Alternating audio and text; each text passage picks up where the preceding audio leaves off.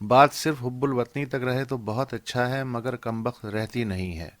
حب الوطنی کے بے ضرر بیج سے جو کوپل پھوٹتی ہے وہ بڑھتے بڑھتے قوم پرستی میں بدل جاتی ہے، اور پھر یہ قوم پرستی جنونیت کے گھنے درخت کی شکل اختیار کر لیتی ہے کہ جس کی عدم برداشتی چھایا تلے اور آس پاس کوئی اعتدالی و عقلی پودا پنپ نہیں پاتا، اور پھر اس جنونیت کی شادی نظریاتی تنگ نظری سے ہو جاتی ہے، اور اس شادی سے جنگ کا آتشی دیوتا جنم لیتا ہے جو سارا جنگل اور چرند پرند درند بھسم کر دیتا ہے، اور پھر اس راکھ سے زندگی دوبارہ جنم لیتی ہے، اور کچھ عرصے بعد پھر یہی زندگی اپنے فطری تساہل کے سبب اغوا ہو کے پھر اسی گھن چکر میں پھنستی چلی جاتی ہے کہ جس میں پھنس کے وہ بھسم ہوئی تھی۔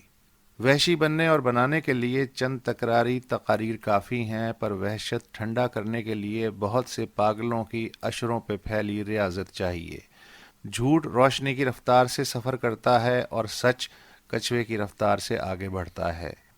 درندگی کی عمر لاکھوں برس ہے، برداشت کی عمر محض چند سو برس۔ تہذیبی رویوں کو مسلسل رکھنے اور نسل در نسل منتقل کرنے کے لیے تعلیم، وسائل اور 24 گھنٹے جاگنے کی ضرورت رہتی ہے۔ جہاں آنکھ بچی، وحشت اور جنون خود رو نوکیلی جھاڑیوں کی طرح پھر سر ابھار لیتے ہیں۔ ہر چھوٹی بڑی جنگ کا نوالا سب سے پہلے دشمن نہیں بلکہ بنیادی سوالات اور انہیں اٹھانے والے بنتے ہیں۔ پہلی عالمی جنگ سے 9/11 تک، 65 کی جنگ سے 14 فروری کی پلوامہ گھٹنا تک ایک ہی بیانیہ کام آتا ہے: یہ نازک وقت ہے، اس لیے کورس میں گیت گانا بے حد ضروری ہے۔ گیت کے بول بھی ہم لکھ کے دیں گے، دھن بھی ہم دیں گے، آرکسٹرا کا انتظام بھی ہم ہی کریں گے، تمہیں بس آواز ملانی ہے۔ یہ نازک وقت ہے۔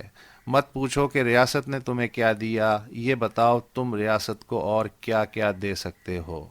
صرف یہ پوچھنا حلال ہے کہ پلوامہ کے حملے کا ذمہ دار کون ہے، مگر یہ پوچھنا غداری کہ قدم قدم پہ پھیلے مخبروں کے ہوتے عادل احمد ڈار کے جس کا باپ 2 وقت کی روٹی بھی مشکل سے کما پا رہا تھا، اس کے پاس لاکھوں روپے کا 250 کلو دھماکہ خیز مواد کہاں سے آیا، اور کس رنج نے عادل احمد ڈار کو خود کش بنایا۔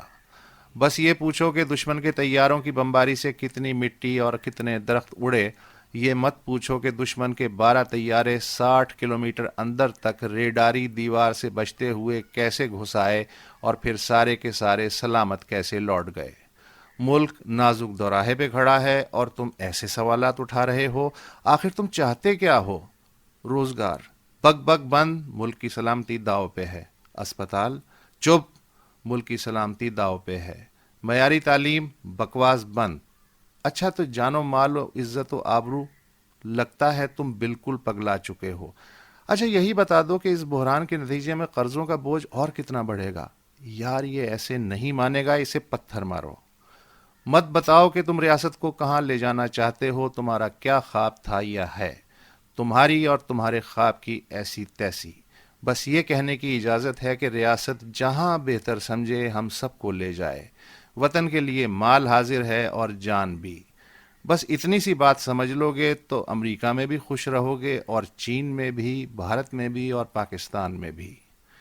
جب کوئی صنعت منافع بخش نہ ہو تو سب سے زیادہ منافع بخش بحران کی صنعت ہوتی ہے۔ جب وعدوں کی تعبیر پلے نہ ہو تو پھر خوف ہی سب سے زیادہ فروخت ہو سکتا ہے۔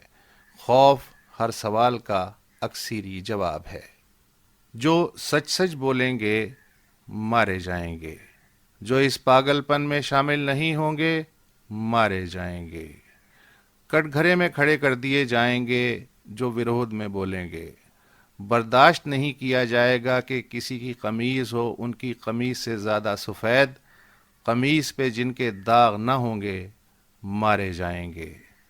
دھکیل دیے جائیں گے کلا کی دنیا سے باہر، جو گن نہیں گائیں گے مارے جائیں گے۔